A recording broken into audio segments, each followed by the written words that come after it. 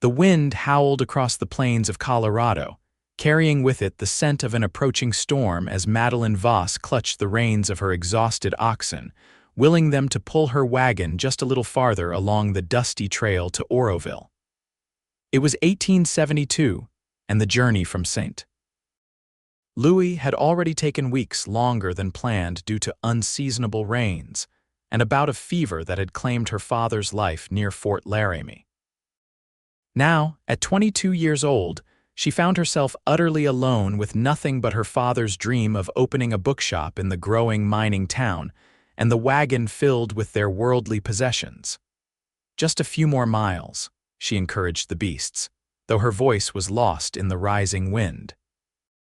The sky had darkened ominously, and Madeline knew she needed to find shelter soon. The map indicated Oroville was less than 10 miles ahead, but as thunder rumbled in the distance, she wondered if she would make it before the storm broke. The first drops of rain began to fall when she heard a sickening crack followed by the wagon tilting sharply to the right. Madeline pulled hard on the reins, bringing the oxen to a halt, and climbed down to assess the damage. Her heart sank as she examined the wheel. The wooden axle had split clean through, leaving the wagon stranded and useless in the middle of nowhere. "No, no, no," she whispered, fighting back tears as she ran her fingers over the splintered wood. She had no tools to fix it, no knowledge of wagon repair, and now the rain was beginning to fall in earnest. Madeline gathered what supplies she could carry: a small bag of food, her father's pistol, and a blanket, and led the oxen to a nearby copse of trees that offered minimal shelter from the storm. As she huddled beneath the trees, the skies opened up completely, turning the trail into a river of mud. Madeline wrapped the blanket around her shoulders, but it did little to keep out the chill that seemed to seep into her very bones.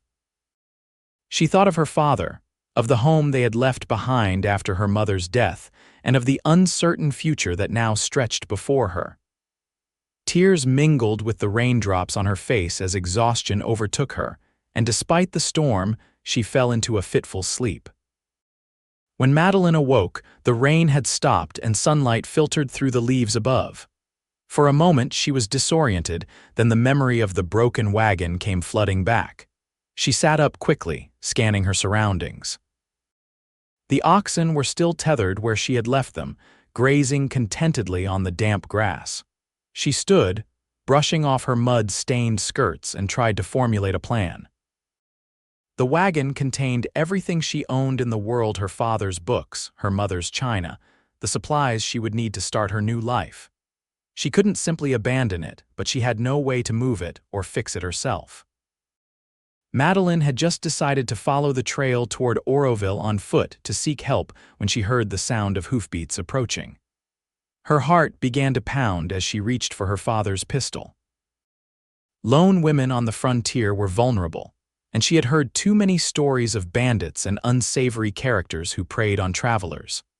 The rider came into view around the bend in the trail, a tall man astride a powerful chestnut gelding. He wore a dust-covered duster and a wide-brimmed hat that shadowed his face. As he drew closer, Madeline saw that he was young, perhaps in his late 20s, with a strong jawline covered in several days' worth of stubble.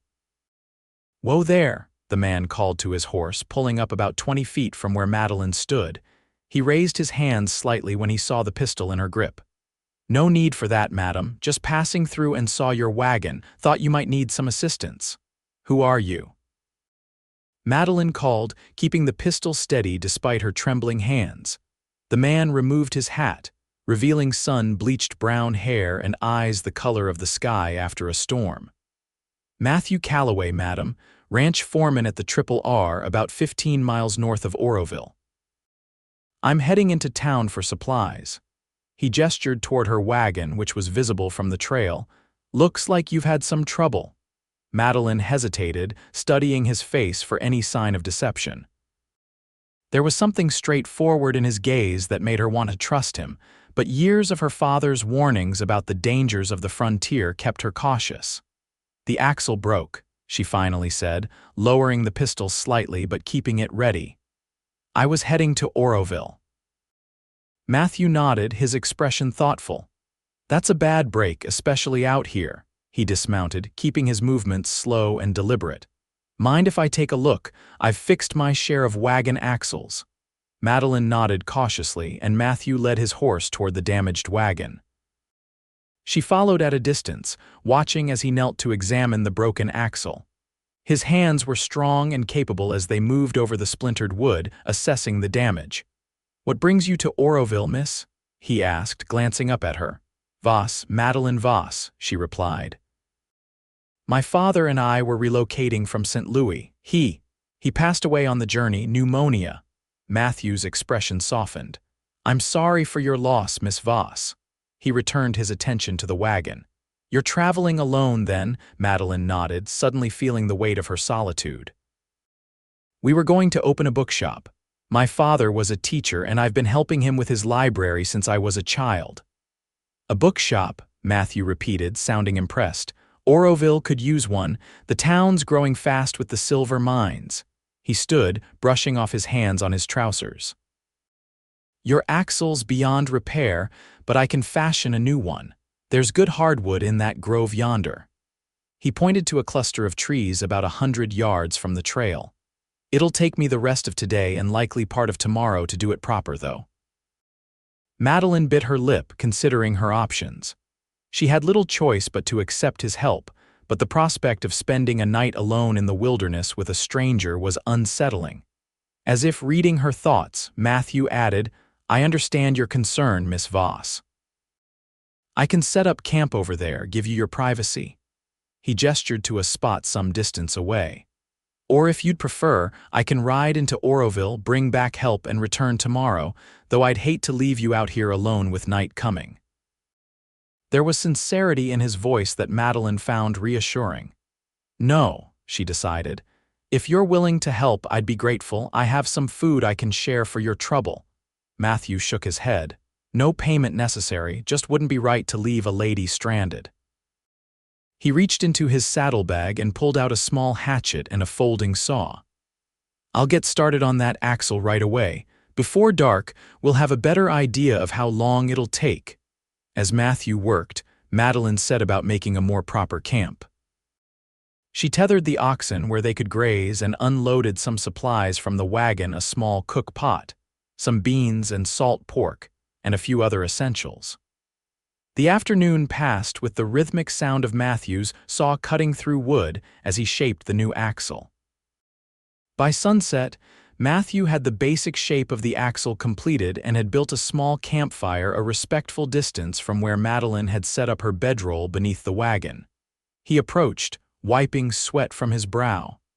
"I've got it roughed out," he reported. "Tomorrow I'll finish the shaping and fit it to your wagon. Should have you on your way by midday if all goes well." "Thank you," Madeline said sincerely. "I don't know what I would have done without your help." "Fortunate timing," he replied with a small smile. "I don't usually take this trail, but the main road was washed out by the storm." Madeline had prepared a simple meal of beans and salt pork, and she offered to share it with Matthew. They ate in companionable silence as the stars began to appear overhead. Despite her initial wariness, Madeline found herself relaxing in Matthew's presence. There was something reassuringly solid about him, a steadiness that she had sorely missed since her father's passing. "How long have you been working at the Triple R?" she asked, breaking the silence. Matthew set his plate aside. "Going on 5 years now, started as a hand, worked my way up to foreman last year when old Jim Reeves retired." He gazed thoughtfully into the fire. "It's good work, honest work. The owner, Mr. Rutherford, is fair-minded. And before that..." A shadow crossed Matthew's face. "Fought in the war, came west afterward, looking for a fresh start like so many others." He didn't elaborate and Madeline didn't press. The war had left scars on so many, both visible and invisible. "And you?" Matthew asked, changing the subject. "What made you and your father decide on Oroville?" Madeline tucked a strand of brown hair behind her ear. "My father corresponded with a former colleague who settled there last year. He wrote about the growing population, how the town was becoming more civilized with each passing month. There's a school now, and my father thought his books would be appreciated, that he could contribute something to the community." She stared into the flames, feeling the familiar ache of loss. "After my mother died 2 years ago, there wasn't much keeping us in St. Louis. Father thought a new beginning would do us both good." "And what did you think?" Matthew asked softly. Madeline considered the question. "I was uncertain at first. I'd never lived anywhere but St. Louis. But I could see how much my father needed the change, and I've always loved books as much as he did.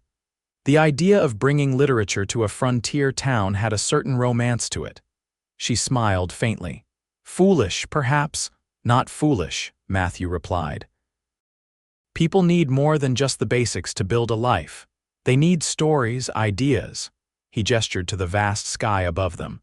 "Out here, it's easy to feel small, insignificant. Books remind us that we're part of something larger." Madeline looked at him with new interest. "You sound like someone who enjoys reading." A hint of color touched Matthew's cheeks. "When I can. Don't get much opportunity these days, but my mother was a schoolteacher. She made sure I appreciated the written word." Their conversation continued as the fire burned low, touching on books they had both read, places they had seen, and carefully navigating around more painful subjects. Madeline found herself enjoying Matthew's company, his thoughtful responses, and the respectful way he listened when she spoke. When it grew late, Matthew bade her goodnight and returned to his own small camp. Madeline curled up in her bedroll beneath the wagon, listening to the night sounds of the wilderness. For the first time since her father's death, she didn't feel entirely alone. Morning brought clear skies and renewed purpose. Madeline awoke to find that Matthew had already been up for hours, continuing his work on the axle. She prepared a simple breakfast of hardtack and coffee, bringing him a cup as he worked. "You've been busy," she observed, noting the progress he had made. Matthew accepted the coffee gratefully. "Wanted to get an early start. With luck, we can have you in Oroville by this evening." Madeline watched as he worked, his movements confident and precise. There was something compelling about the way he approached the task, with a quiet competence that spoke of years of practical experience. She found herself wondering what it would be like to know him better, to have someone like him in her life. By midday, the new axle was finished and ready to be fitted to the wagon. "Now comes the tricky part," Matthew explained as he led his horse to the wagon. "We need to lift it enough to get the old axle out and the new one in." Using a system of ropes and leverage, with the horse providing the necessary pulling power, Matthew carefully raised the wagon enough to remove the broken axle.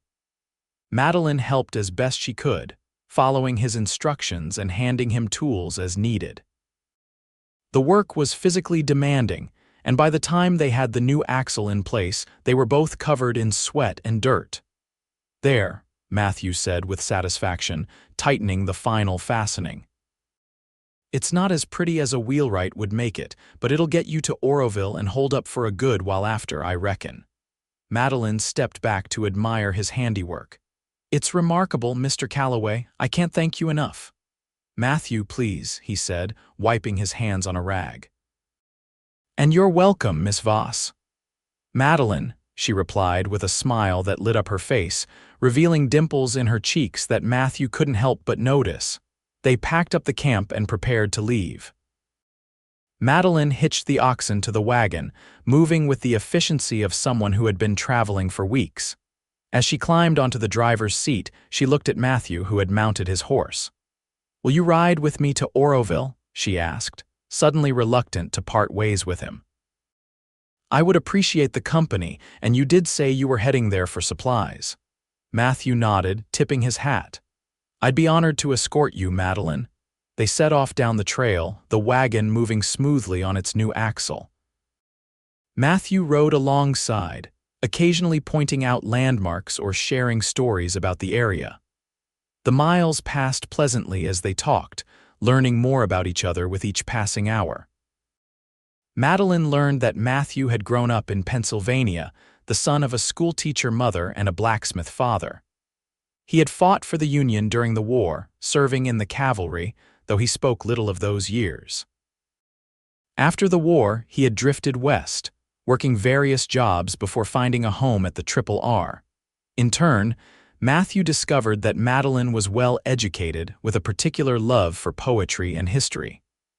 She had helped her father in his private school in St. Louis, teaching younger children to read and write. She spoke of her mother with tenderness and of her father with a grief that was still raw. As the sun began its descent toward the western horizon, the first buildings of Oroville came into view. The town was larger than Madeline had expected, with several streets of wooden buildings stretching out from a main thoroughfare. There was a church steeple visible, as well as a two-story building that proudly displayed a sign identifying it as the Oroville Hotel. "There it is," Matthew said, gesturing toward the settlement. "Not Denver or San Francisco, but it's growing fast. The silver strike 2 years back brought in miners by the dozens, and merchants followed to serve them." Madeline felt a mixture of excitement and apprehension as they approached the town. This was to be her new home, the place where she would build a new life for herself. The prospect was both exhilarating and terrifying. "You know where your father's colleague lives?" Matthew asked as they entered the outskirts of town. Madeline nodded. "Professor Whitaker has a house on Cedar Street. He's expecting us or was expecting us before." She trailed off, the reminder of her father's absence sending a fresh wave of grief through her. Matthew guided them through the busy streets of Oroville, past saloons where piano music drifted into the evening air, mercantiles with their windows displaying goods from back east, and the usual assortment of businesses that made up a frontier town. People stopped to watch them pass, curious about the newcomers. Cedar Street proved to be one of the nicer residential areas, with modest but well-maintained houses set back from the dusty road. Matthew helped Madeline locate Professor Whitaker's house, a white clapboard structure with green shutters and a small front porch. As they pulled up in front of the house, the door opened, and an elderly gentleman with white hair and spectacles emerged. He squinted at them in the fading light. "Can I help you?" he called, descending the steps cautiously. Madeline climbed down from the wagon. "Professor Whitaker? I'm Madeline Voss, Thomas Voss's daughter." Recognition dawned on the old man's face, followed quickly by confusion. "Miss Voss, yes, we've been expecting you, but—" He glanced around, clearly looking for Madeline's father. "My father passed away during our journey, Professor," Madeline said quietly. Near Fort Laramie, shock and sorrow transformed Whitaker's features. "Oh, my dear child, I am so terribly sorry." He moved forward to take Madeline's hands in his. "Thomas was a dear friend and a brilliant mind. This is a great loss." Madeline nodded, fighting back tears. "Thank you, sir." Whitaker seemed to notice Matthew for the first time. "And who might this be?" "Matthew Calloway, sir," Matthew replied, removing his hat respectfully. "I work at the Triple R. Miss Voss had trouble with her wagon, and I was able to assist her." "Well, we are in your debt, Mr. Calloway," Whitaker said warmly. "Please, both of you, come inside." "My housekeeper has supper nearly ready, and you must be exhausted, Miss Voss." Matthew hesitated. "I should be getting back to the ranch, sir. Just need to pick up a few supplies first." "Nonsense," Whitaker insisted. "You'll join us for supper at least. The mercantile will be closed by now anyway." He turned to Madeline. "My dear, I had prepared the guest room for you and your father, but it's yours now for as long as you need it. We can discuss your plans tomorrow when you've had some rest." Madeline looked at Matthew, reluctant to see him go. "Please stay for supper." "I owe you so much for your help." Matthew couldn't resist the invitation in her eyes. "I suppose the ranch can wait until morning," he conceded with a small smile. They unhitched the oxen and led them to a small stable behind Whitaker's house, where they would be safe for the night. Matthew tended to his horse, then joined Madeline and Professor Whitaker in the comfortable parlor of the house. Mrs. Gardner, the housekeeper, served a hearty meal of roast chicken, potatoes, and fresh bread. After weeks of trail food, it tasted like heaven to Madeline. The conversation flowed easily, with Whitaker asking about their journey and expressing his deep sadness at the news of Thomas Voss's death. He was so looking forward to opening that bookshop, Whitaker sighed. He had such plans for it not just selling books, but creating a place for intellectual discourse, perhaps even classes for those wishing to improve themselves. That was my father, Madeline agreed, her voice soft with remembrance. He believed in the power of education to transform lives. And what of you, my dear? Whitaker asked gently. Will you still open the bookshop? Madeline had asked herself this question many times since her father's death.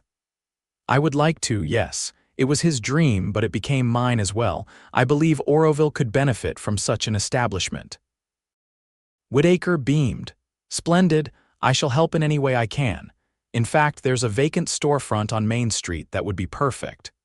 The owner, Mr. Harrison, is a reasonable man and might be persuaded to offer favorable terms to a new business. Matthew, who had been quietly listening, spoke up. The town's growing fast. A bookshop would do well here, especially with the school expanding. You know about the school? Whitaker asked with interest. Matthew nodded. My boss, Mr. Rutherford, sits on the school board. They're adding a second room this summer to accommodate more students. Indeed they are, Whitaker confirmed. I've been asked to teach some advanced subjects to the older children, which reminds me they're desperately in need of another teacher, someone who can work with the younger ones. Madeline felt a flutter of interest. I assisted my father with his students in St. Louis. I quite enjoyed teaching. Did you now? Whitaker's eyes lit up. My dear, this could be providential. You could teach during the day and manage your bookshop in the afternoons and evenings. It would provide a steady income while your business becomes established. The idea took root in Madeline's mind. It would be a way to honor her father's memory while building something of her own. I would need to find a place to live, she mused. There are several respectable boarding houses in town, Whitaker offered. Or you could continue to stay here until you find suitable accommodations. As they discussed the possibilities, Matthew watched Madeline, admiring the way her face came alive when she spoke of books and teaching. There was a determination in her that he found compelling, a strength that had carried her through tremendous loss and brought her to this new beginning. When the meal concluded, Matthew knew he couldn't delay his departure any longer. I should be heading back to town to find a room for the night, he said, rising from the table. The Oroville Hotel is quite decent, Whitaker advised. Tell them I sent you and they'll treat you well. Matthew thanked him, then turned to Madeline. Miss Voss, Madeline, I wish you all the best with your bookshop and your new life here in Oroville. Madeline rose as well, feeling an unexpected pang at the thought of saying goodbye. Mr. Calloway, Matthew, I cannot thank you enough for your help. I don't know what I would have done if you hadn't come along. You would have managed, he said with a smile that made her heart skip. You strike me as a woman of considerable resourcefulness. Whitaker excused himself to speak with Mrs. Gardner, leaving Madeline and Matthew alone in the entryway. In the soft lamplight, Madeline noticed details about Matthew she hadn't before: a small scar above his right eyebrow, the way one corner of his mouth lifted slightly higher than the other when he smiled, the gentleness in his storm blue eyes. Will I see you again before you return to the Triple R? She asked, surprising herself with her boldness. Matthew's expression softened. I'd like that. I need to collect supplies in the morning. Perhaps I could call on you afterward? I would enjoy that, Madeline replied, a warm flush rising to her cheeks. Matthew hesitated, then reached out to take her hand. His touch was gentle, his calloused fingers warm against her skin. Good night, Madeline. Welcome to Oroville. Good night, Matthew, she whispered as he released her hand and stepped out into the night. Madeline watched from the doorway as he mounted his horse and rode away toward the center of town, his figure gradually fading into the darkness. She closed the door, leaning against it for a moment as she considered the strange turns her life had taken. 2 days ago, she had been alone and desperate, stranded on the trail with a broken wagon and an uncertain future. Now she was in Oroville with a potential position at the school, plans for her father's bookshop, and thoughts of a kind-eyed cowboy who had come to her aid when she needed it most.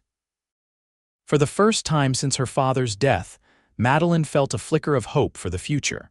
The next morning dawned clear and bright. Madeline rose early, having slept better than she had in weeks in the comfortable guest room of Professor Whitaker's house.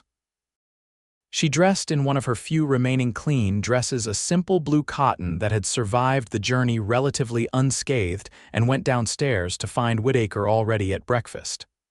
"Ah, my dear, good morning," he greeted her cheerfully. "I trust you slept well." "Very well, thank you," Madeline replied, accepting the cup of coffee Mrs. Gardner offered. "I can't tell you how good it feels to sleep in a real bed again after so many nights on the trail."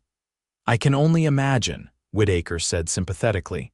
"Now, I've been thinking about your situation. If you're amenable, I thought we might call on Mr. Harrison this morning to discuss the shop space. Then perhaps we could visit the school and introduce you to Mrs. Bennet, the headmistress." Madeline agreed eagerly, excited at the prospect of setting her plans in motion. After breakfast, they walked into town, Whitaker pointing out various establishments and introducing Madeline to people they encountered along the way. Oroville was bustling with activity, miners heading to or from their shifts, merchants arranging displays, ladies shopping or visiting, and the ever-present cowboys and ranch hands going about their business. The vacant shop Whitaker had mentioned was located on Main Street, a prime position between the mercantile and the dressmaker's shop. It was smaller than Madeline had envisioned, but in good condition, with large front windows that would allow plenty of light. Mr. Harrison, a portly man with mutton chop whiskers, seemed delighted at the prospect of a bookshop in his building. "It's exactly the sort of respectable business we need more of in Oroville," he declared, showing them around the space. "Too many saloons and not enough culture, if you ask me." When Whitaker explained Madeline's circumstances, that she was newly arrived, and on her own, after her father's passing, Harrison surprised her by offering 2 months free rent to help her get established. "Consider it an investment in the town's future," he said kindly. "Besides, a lady of refinement like yourself will bring a touch of class to Main Street." From there, they visited the school, a modest wooden building on the edge of town. As Whitaker had mentioned, construction was underway to add a second classroom. Mrs. Bennet, a stern-looking woman with graying hair pulled into a tight bun, received them in her small office. "Professor Whitaker has spoken highly of your father's school in St. Louis," Mrs. Bennet said after Whitaker had made the introductions and explained Madeline's background. "What subjects did you teach there?" "Reading, writing, arithmetic for the younger children, and literature and history for the older ones," Madeline replied. "My father believed in a well-rounded education, regardless of a student's background or circumstances." Mrs. Bennet nodded approvingly. "A philosophy I share. We have nearly 40 children enrolled now, ranging from 6 to 14 years of age. It's simply too many for one teacher, especially with the different levels of instruction required." By the end of the meeting, Madeline had been offered the position of assistant teacher, responsible primarily for the younger children. The pay was modest, but would indeed provide a steady income while she established the bookshop. "You'll need to submit a formal application to the school board, of course," Mrs. Bennet explained. "But with Professor Whitaker's recommendation and your experience, I anticipate no difficulties." As they left the school, Madeline's mind was whirling with possibilities. In the space of a morning, she had secured a shop location and a teaching position. It was almost overwhelming how quickly things were falling into place. "I can hardly believe it," she said to Whitaker as they walked back toward Main Street. "Yesterday I was stranded with a broken wagon, wondering if I would ever reach Oroville, and today I have the beginnings of a new life." "Fortune favors the prepared mind, my dear," Whitaker replied with a smile. "And you are certainly prepared thanks to your father's excellent guidance." The mention of her father brought a momentary sadness, but it was tempered by the knowledge that she was pursuing the dream they had shared. "He would have loved it here," she said softly. They were passing the mercantile when Madeline caught sight of a familiar figure inside. Matthew was at the counter, apparently concluding his business. Her heart quickened as she remembered his promise to call on her. As if sensing her gaze, Matthew looked up and spotted her through the window. His face broke into a warm smile and he quickly finished his transaction before joining them on the boardwalk. "Good morning, Professor Miss Voss," he greeted them, tipping his hat. He looked refreshed, having clearly taken advantage of the hotel's facilities to clean up and shave. His clothes, while still practical and suited to ranch work, were clean and pressed. "Mr. Calloway, what a pleasant surprise," Whitaker replied. "We've had quite a productive morning. Miss Voss has secured a location for her bookshop and a position at the school." Matthew's eyebrows rose in admiration. "That is productive indeed. Congratulations, Madeline." The way he said her name, with a hint of warmth that seemed reserved just for her, sent a pleasant shiver through Madeline. "Thank you. It's all happening rather quickly, but I'm grateful for the opportunities." "We were just about to have lunch at the hotel dining room," Whitaker said. "Would you care to join us, Mr. Calloway?" "I'd be delighted," Matthew replied, his eyes never leaving Madeline's face.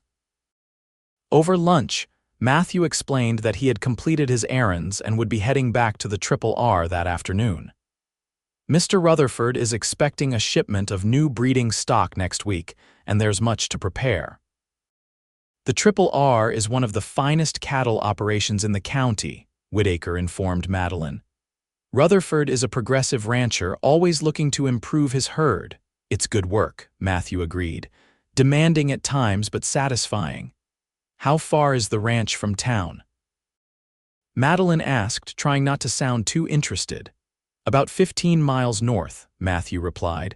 "A few hours' ride depending on the weather and trail conditions." "Do you get into town often?" The question slipped out before Madeline could consider how forward it might sound. If Matthew was surprised by her interest, he didn't show it. "Once or twice a month usually, more during the quieter seasons." "Perhaps you'll visit the bookshop when it opens," Madeline suggested, her cheeks warming slightly. "I remember you mentioned enjoying reading when you have the opportunity." "I wouldn't miss it," Matthew assured her with a smile that reached his eyes. "When do you plan to open?" "It will take some time to get the books unpacked and the shop arranged," Madeline replied. "And I'll need to order more stock, but I hope to be open within a month or so." "You know," Whitaker interjected, "the town is holding its Founders' Day celebration in 2 weeks. There will be a dance at the town hall." "It would be an excellent opportunity for you to meet more of the townsfolk, Madeline." "That sounds wonderful," Madeline said. She glanced at Matthew, gathering her courage. "Will you be attending, Mr. Calloway?" Matthew hesitated, and for a moment Madeline feared she had been too forward. Then he smiled, a genuine smile that crinkled the corners of his eyes. "I hadn't planned on it, but I believe I might make an exception this year."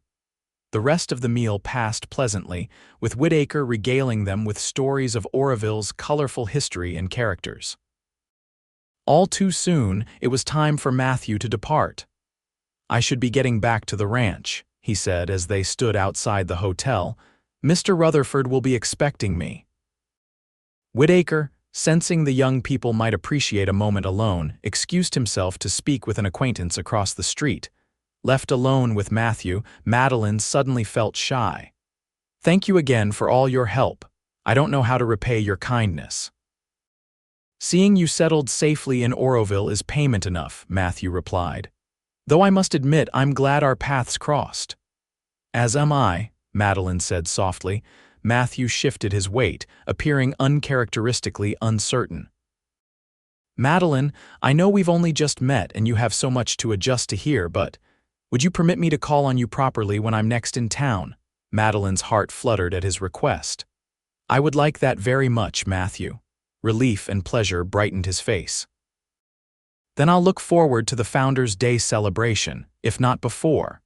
He reached for her hand, and when she gave it, he raised it briefly to his lips in a gesture that was both old-fashioned and utterly charming. "Until then, Madeline Voss." Madeline watched as Matthew mounted his horse and rode out of town, her hand still tingling from the touch of his lips. She had come to Oroville seeking a new beginning, never expecting to find a connection with someone like Matthew Calloway. Whatever happened next, she couldn't help feeling that the broken wagon axle had been a blessing in disguise. The next 2 weeks passed in a whirlwind of activity as Madeline settled into her new life in Oroville. With Professor Whitaker's help, she found a small but comfortable room at Mrs.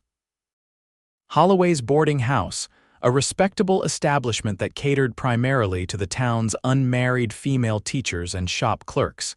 Each day brought new tasks and challenges. Madeline spent mornings at the school, observing Mrs.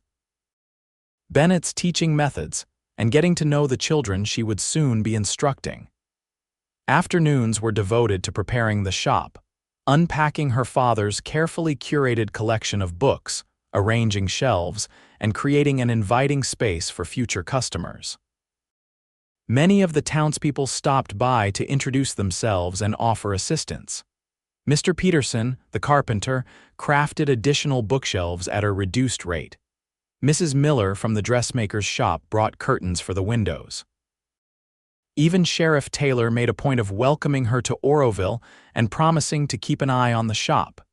"It's good to see a business like this coming to town," the sheriff told her as he examined a volume of Dickens. "Brings a bit of civilization to the frontier." Through it all, Madeline found herself thinking of Matthew more often than she cared to admit. She wondered what he was doing at the Triple R, whether he thought of her, and if he would indeed attend the Founders' Day celebration. It was foolish, she knew, to dwell so much on a man she had known for such a short time, and yet she couldn't help it. There had been something in the connection between them that felt significant. The day of the celebration arrived clear and warm, a perfect late spring day. Madeline spent extra time on her appearance, wearing her best dress, a lavender gown with delicate lace at the collar and cuffs that had fortunately survived the journey unscathed. Mrs. Holloway helped her arrange her hair in a becoming style, with soft curls framing her face and the rest pinned up elegantly. "You look lovely, dear," Mrs. Holloway declared as Madeline examined her reflection in the small mirror. "The young men of Oroville won't know what hit them." Madeline blushed. "There's only one young man whose opinion concerns me," she admitted, then immediately regretted her candor. Mrs. Holloway's eyes twinkled knowingly. "Ah, I suspected as much. Might it be that handsome cowboy who helped you with your wagon?" Professor Whitaker mentioned him. "Perhaps," Madeline conceded, her cheeks growing warmer. "Well, if it's Mr. Calloway you're hoping to impress, I'd say you've succeeded admirably," Mrs. Holloway said with a smile. "He's well respected in these parts, hard-working, honest, and by all accounts unattached." The celebration was held in the town square, with booths selling food and handcrafted items, games for the children, and a band playing lively tunes on a makeshift stage. The entire town seemed to have turned out for the occasion, dressed in their Sunday best and eager to socialize. Madeline arrived with Professor Whitaker and his sister, Miss Abigail, who had come from Denver for the celebration. They strolled through the square, stopping to greet acquaintances and sample the offerings at various booths. Madeline scanned the crowd discreetly, looking for a tall figure in a cowboy hat, but there was no sign of Matthew. As the afternoon wore on, she tried to hide her disappointment. Perhaps he had been delayed at the ranch or had changed his mind about attending. She reminded herself that she had no claim on his time or attention, no right to feel let down by his absence. When the sun began to set, lanterns were lit throughout the square, casting a warm, golden glow over the festivities. The band moved to the town hall, where the dance would be held, and people began to make their way in that direction. Madeline was just entering the hall with Whitaker and his sister when she felt a tap on her shoulder. She turned to find Matthew standing behind her, looking more handsome than she remembered in a clean shirt, dark vest, and string tie. His hair was neatly combed and he held his hat in his hands. "I was beginning to think you weren't coming," she said before she could stop herself. Matthew's smile was apologetic. "One of the hands was thrown from his horse this morning. I couldn't leave until I was sure he was all right." His eyes took in her appearance and his expression softened. "You look beautiful, Madeline." The simple compliment made her heart race. "Thank you." "Is your colleague going to be all right? Just a broken arm and some bruises. Doc Simmons said it, and he'll recover." Matthew hesitated, then asked, "Would you do me the honor of saving me a dance?" "I'd be delighted," Madeline replied, her earlier disappointment completely forgotten. The town hall had been transformed for the occasion, with bunting and streamers decorating the walls and refreshment tables laden with food and drink along one side. The band struck up a lively tune as couples began to form sets for a Virginia reel. Matthew and Madeline joined the dance, moving through the intricate patterns with other couples. Madeline found herself laughing as Matthew guided her through the steps with unexpected grace for a man who spent most of his time on horseback. "You dance very well for a cowboy," she teased as they came together in the pattern of the reel. "My mother insisted her son learn the social graces," he replied with a grin. "Said no daughter of hers would have married a man who couldn't dance properly, so she made sure I wouldn't embarrass my future wife." The casual mention of a wife made Madeline's pulse quicken, though she tried not to read too much into his words. As the evening progressed, they shared several more dances. Between them, Matthew introduced Madeline to his employer, Mr. Rutherford, a distinguished-looking gentleman with silver hair and a commanding presence, and his wife, a gracious lady who immediately invited Madeline to tea the following week. "Young Calloway here is the finest foreman I've ever had," Rutherford told Madeline as they chatted during a break in the dancing. "Don't know what I'd do without him these days. Man deserves his own spread, if you ask me." Matthew looked embarrassed by the praise. "Mr. Rutherford gives me too much credit. I'm just doing my job." "Modesty, too," Mrs. Rutherford added with a knowing smile at Madeline. "A rare quality in a man." When the band announced the last waltz of the evening, Matthew sought Madeline out among the crowd. "May I have this dance?" he asked, extending his hand. Madeline placed her hand in his without hesitation. "You may." As Matthew led her onto the dance floor and placed his hand at her waist, Madeline felt a sense of rightness that both thrilled and frightened her. They moved together in perfect harmony, the rest of the room seeming to fade away until it was just the two of them, swaying to the music. "I've been thinking about you," Matthew said quietly, his voice for her ears alone. "More than I probably should, given how little time we've known each other." Madeline's breath caught in her throat. "I've been thinking about you too," she admitted. Matthew's hand tightened slightly on her waist. "Madeline, I know you're just getting settled here and the last thing you need is, well, I don't want to presume or complicate things for you." "You're not," she assured him, finding courage in the warmth of his gaze. "Your presence in my life has been nothing but a blessing, Matthew."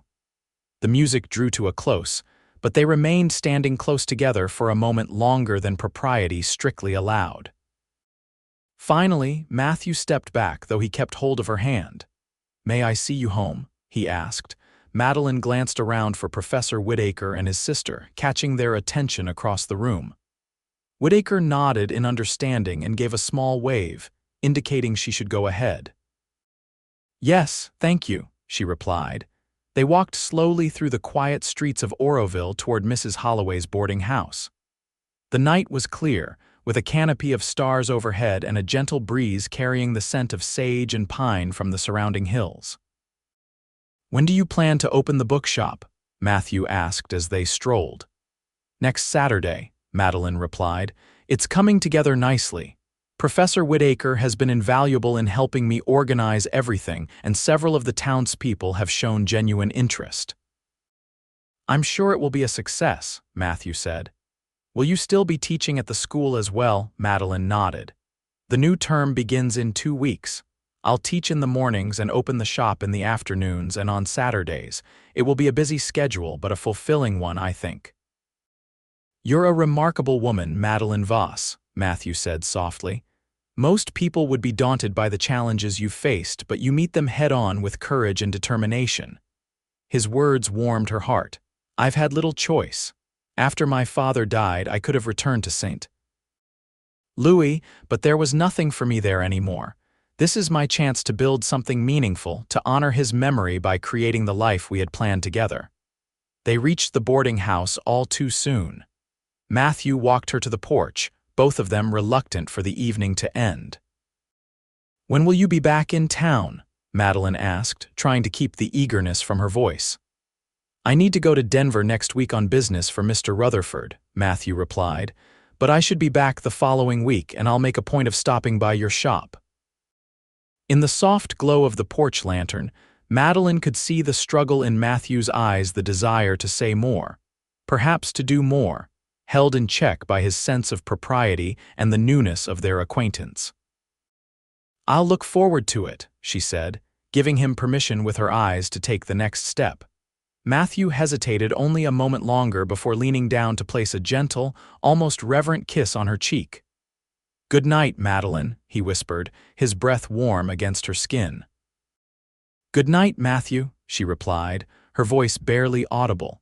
She watched him walk away, her heart so full it felt as though it might burst from her chest. In the short time since arriving in Oroville, her life had changed in ways she could never have anticipated. The path ahead was still uncertain, but for the first time since her father's death, Madeline felt a sense of hope and possibility that made the future seem bright with promise. The bookshop opened to considerable fanfare the following Saturday. Madeline had christened it Voss and Company in honor of her father, and a handsome sign painted by Mr. Easton, the town's sign painter, hung proudly above the door. Inside, the shelves were filled with books ranging from practical guides on farming and animal husbandry to classics of literature, poetry, and children's stories. The townspeople turned out in surprising numbers for the opening, many purchasing books or simply browsing the shelves with interest. By the end of the day, Madeline was exhausted but exhilarated. The shop had exceeded her expectations, and she had taken orders for several books that customers had specifically requested. As the weeks passed, Madeline settled into a rhythm. Mornings were spent at the schoolhouse, where she found great satisfaction in teaching the younger children. The afternoons and Saturdays were devoted to the bookshop, which was developing a loyal clientele. Evenings were for reading, preparing lessons, and occasionally socializing with new friends like Mrs. Rutherford and Miss Abigail Whittaker. Matthew's absence was felt keenly, but Madeline received a letter from Denver explaining that Mr. Rutherford's business was taking longer than anticipated. The letter was brief but heartfelt, expressing his hope that both the bookshop and her teaching position were going well, and promising to visit as soon as he returned to the RRR. Nearly 3 weeks after the Founders' Day celebration, Madeline was arranging a new shipment of books when the bell above the shop door jingled. She looked up to see Matthew standing in the doorway, his tall frame silhouetted against the bright afternoon sunlight. "Matthew," she exclaimed, unable to hide her delight. "You're back," he smiled, removing his hat as he entered the shop. "Just rode in this morning. The shop looks wonderful, Madeline." Madeline hurried around the counter, stopping just short of embracing him as propriety demanded. "Thank you. It's going better than I dared hope. How was your trip to Denver?" "Productive, if longer than expected," Matthew replied, his eyes taking in every detail of her face as if committing it to memory. "Mr. Rutherford acquired some prime breeding stock that should improve our herds considerably." They stood looking at each other, the air between them charged with unspoken feelings. Finally, Matthew cleared his throat. "I was wondering if you might be free for dinner this evening. The hotel dining room serves a decent meal." "I'd love to," Madeline replied without hesitation. "The shop closes at 6. Then I'll call for you at 6:30 if that's convenient." "It is." Matthew lingered a moment longer, clearly wanting to say more but conscious of the other customers browsing the shelves. "Until this evening, then," he said, replacing his hat and reluctantly taking his leave. Madeline found it difficult to concentrate on her customers for the remainder of the afternoon, her thoughts continually drifting to the evening ahead. At closing time, she hurried back to the boarding house to freshen up and change her dress. choosing a deep blue gown that Mrs. Holloway assured her brought out the color of her eyes. Matthew arrived precisely at 6:30, freshly shaved and wearing a clean shirt and string tie beneath his vest.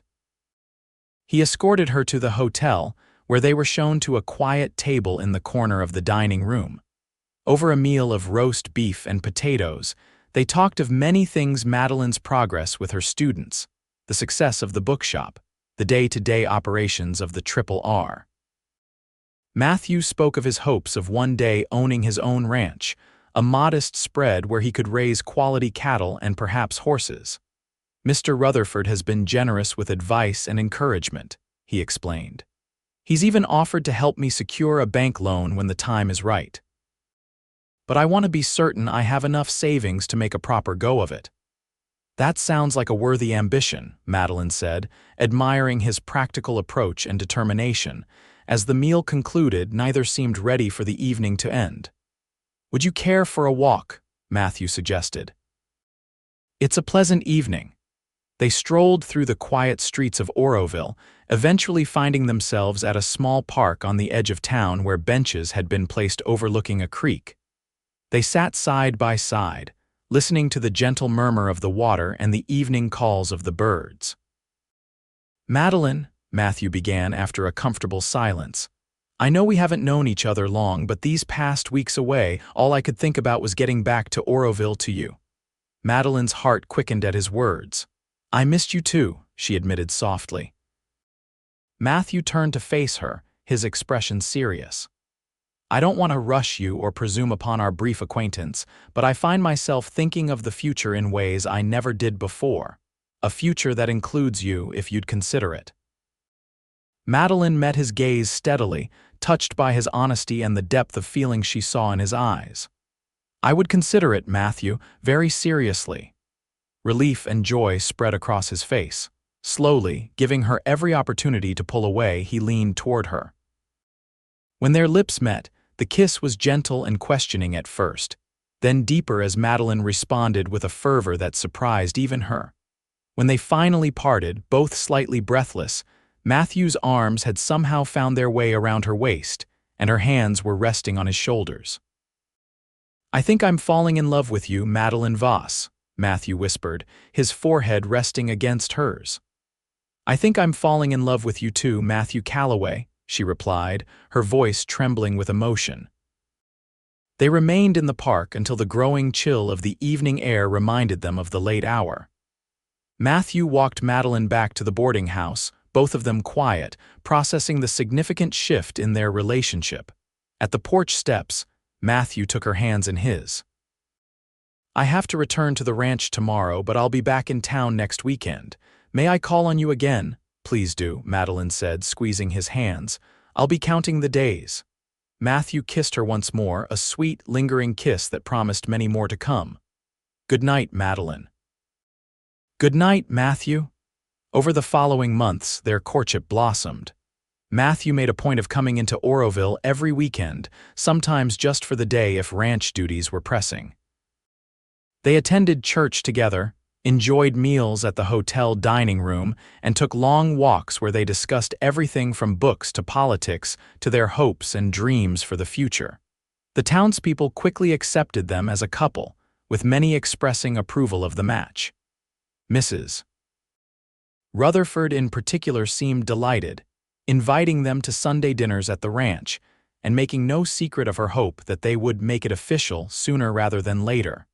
Madeline's bookshop thrived, becoming not just a place to purchase books but a cultural center for the town. She started a children's reading hour on Saturday mornings and a literary discussion group for adults on Tuesday evenings. Her students at the school were making excellent progress, and Mrs. Bennett had nothing but praise for her teaching methods. By the time autumn arrived, painting the surrounding hills with gold and crimson, Madeline had fully embraced her new life in Oroville. The sorrow of her father's death remained, but it was tempered by the knowledge that she had built something meaningful in his memory, and found happiness he would have wished for her.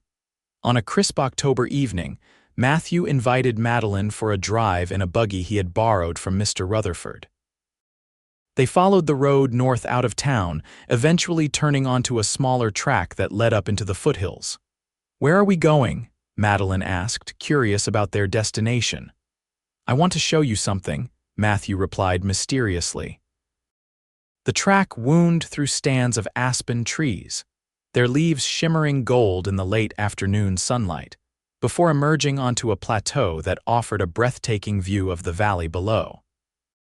Oroville was visible in the distance, a collection of buildings nestled alongside the river, with the plains stretching away to the east and the mountains rising majestically to the west. Matthew helped Madeline down from the buggy and led her to a spot where the view was particularly spectacular. "What do you think?" he asked, his arm around her waist. "It's beautiful," Madeline replied, leaning into his embrace. "I've never seen Oroville from this perspective before."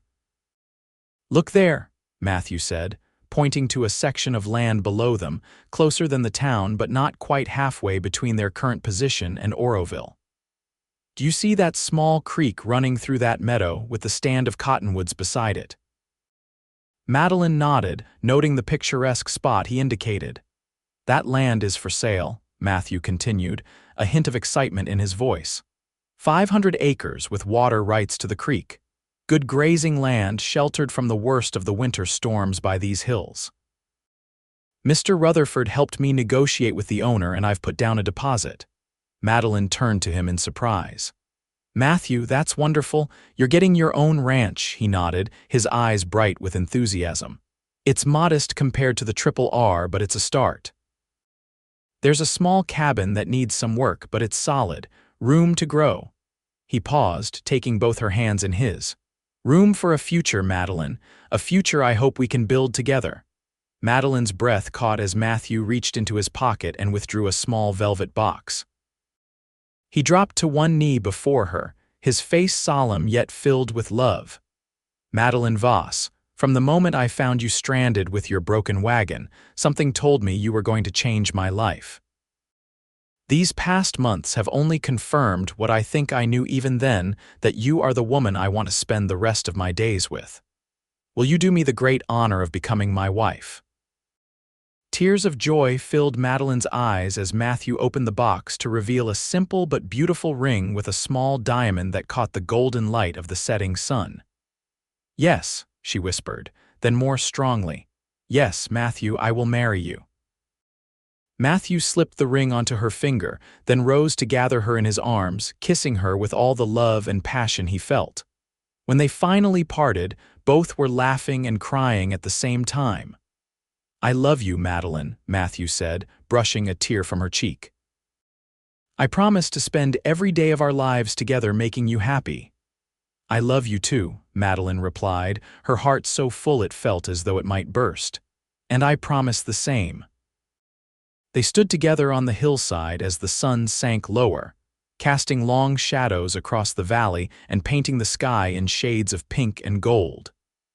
In that moment, Madeline thought of her father and knew he would approve of the man who had captured her heart and the life they would build together. The broken wagon axle that had once seemed like such a disaster had led her not only to Oroville but to Matthew, to love and a future brighter than she could have imagined. Sometimes, she reflected, the greatest blessings came disguised as misfortunes, and the unexpected detours in life's journey often led to the most beautiful destinations. Madeline and Matthew were married on a bright spring day the following May, in a ceremony at the Oroville church attended by what seemed like the entire town. Mrs. Holloway cried, Professor Whitaker beamed proudly as he gave the bride away, and Mr. and Mrs. Rutherford looked on with the satisfaction of matchmakers whose efforts had succeeded beyond their expectations.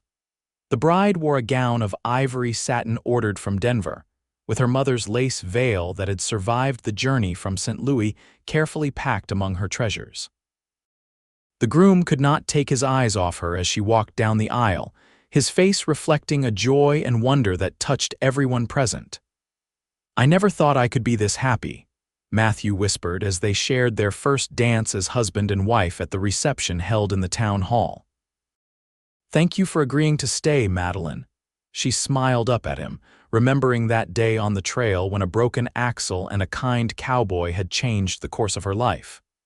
"Thank you for asking me, Matthew. It was the easiest decision I ever made."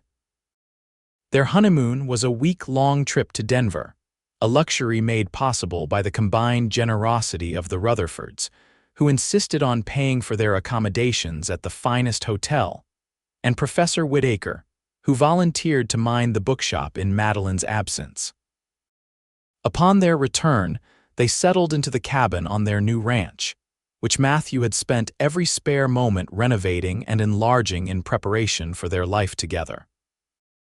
It was still modest, but it was clean and comfortable, with large windows that looked out over the meadow and creek, and bookshelves that Matthew had built specifically to house Madeline's growing personal collection. Madeline continued to teach at the school and run the bookshop, though she hired a young woman named Emma to help with the day-to-day operations, so she could devote more time to her new role as a rancher's wife. She found she enjoyed the rhythm of ranch life, the early mornings, the connection to the land and animals, the satisfaction of working alongside her husband to build something that would last. Matthew worked tirelessly to establish their ranch, which they named Cottonwood Creek.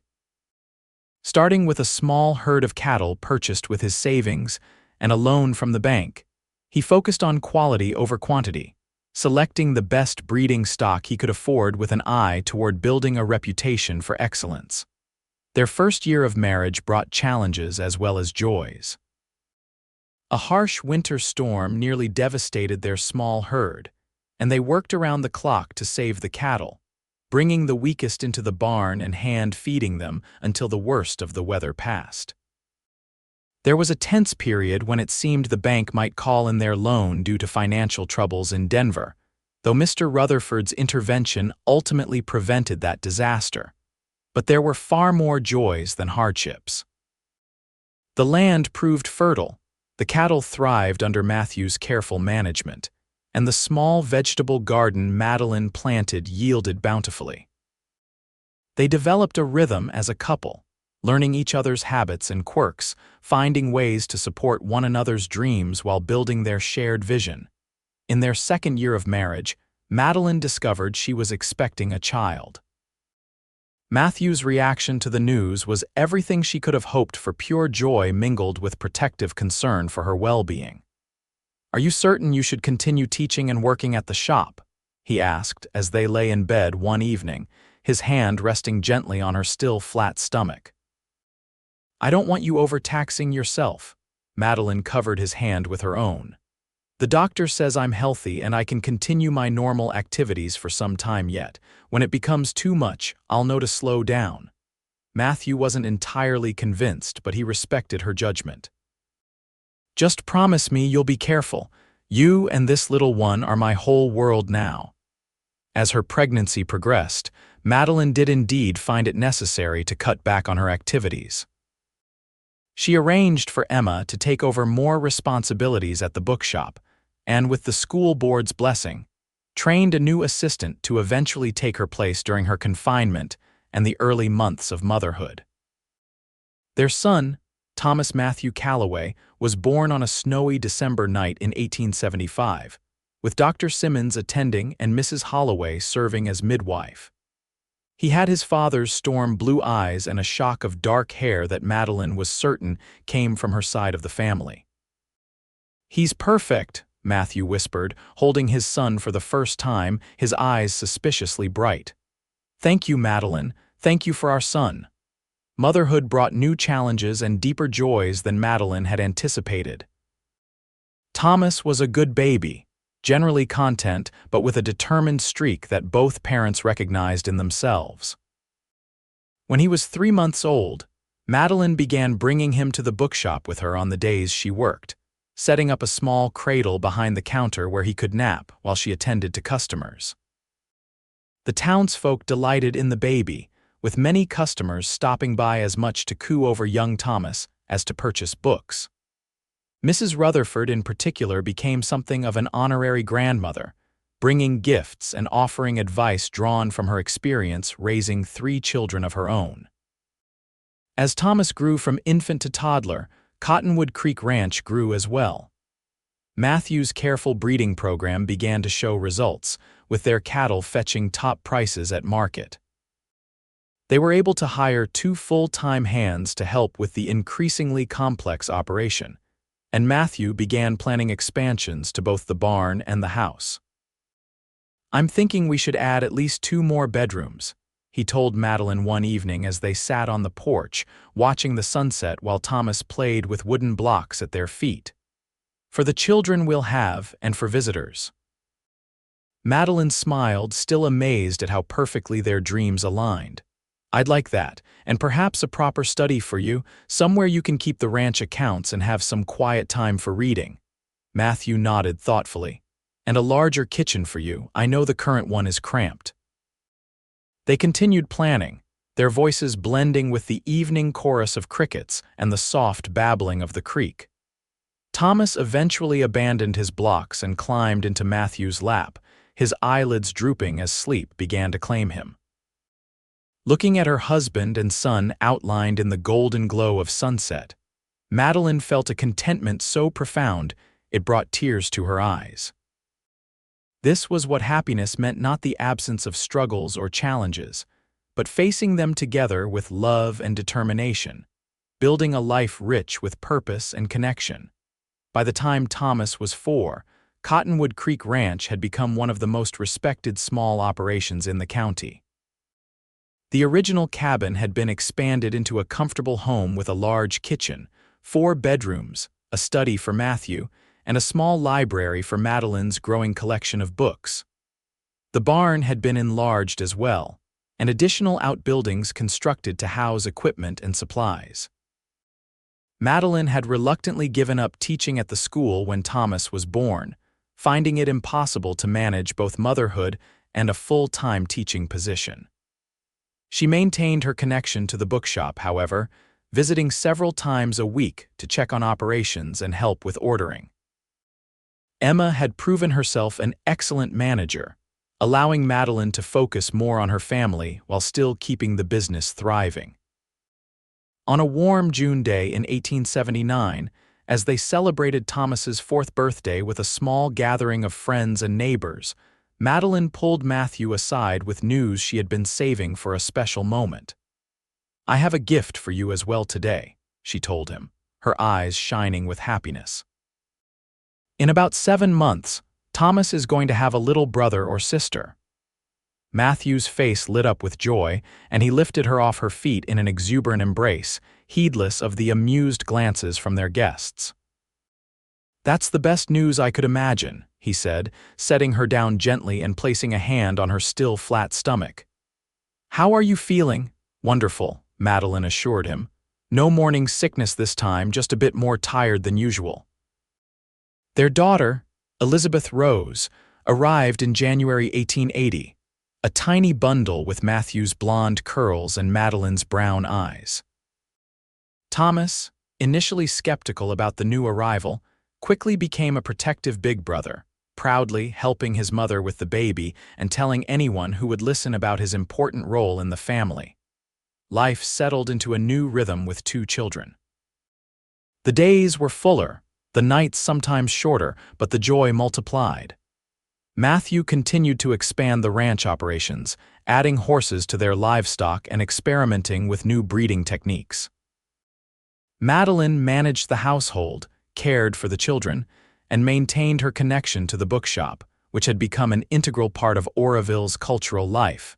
As the years passed, Oroville itself grew and changed.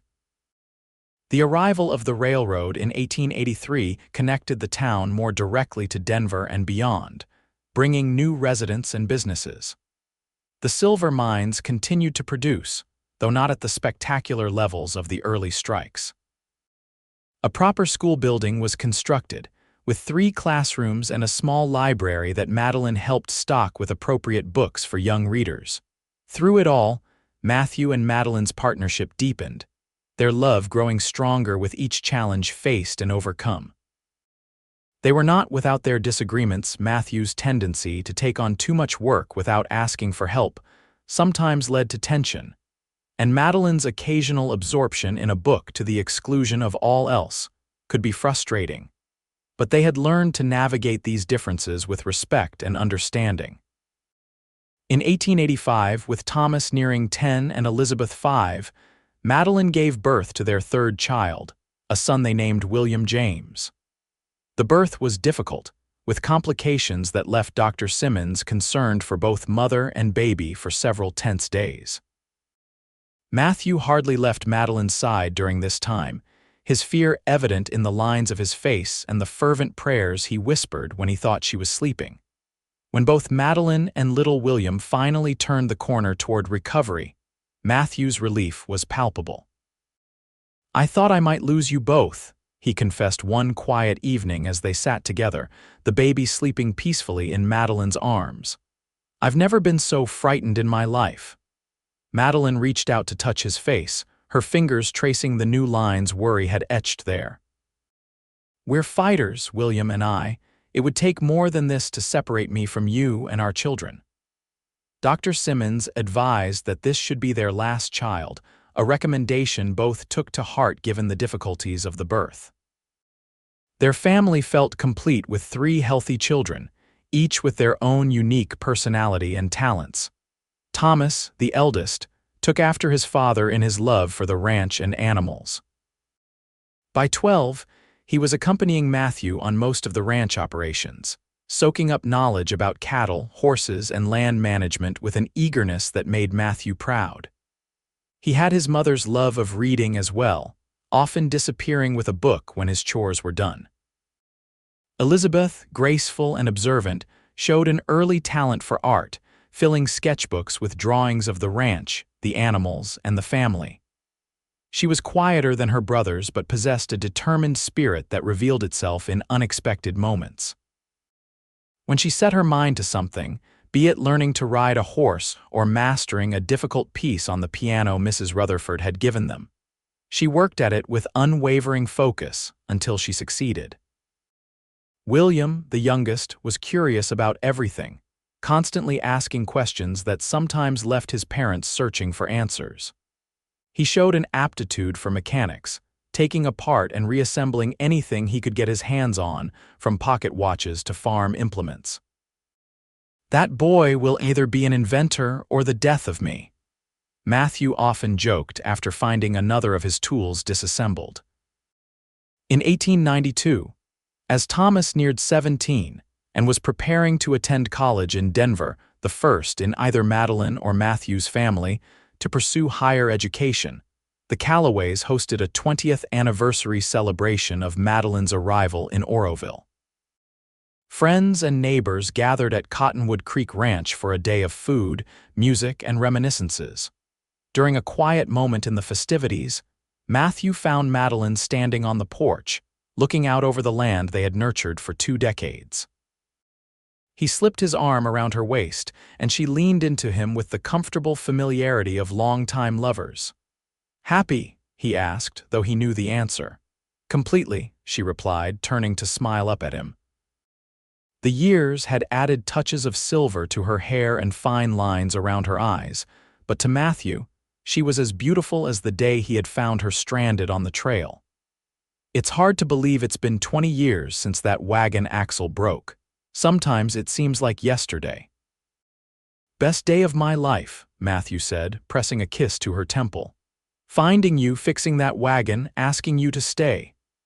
"And the smartest thing I ever did was saying yes," Madeline replied, her eyes reflecting the love that had only deepened with the passing years. From the yard came the sounds of their children's laughter, mingling with the voices of friends who had become as close as family over the years.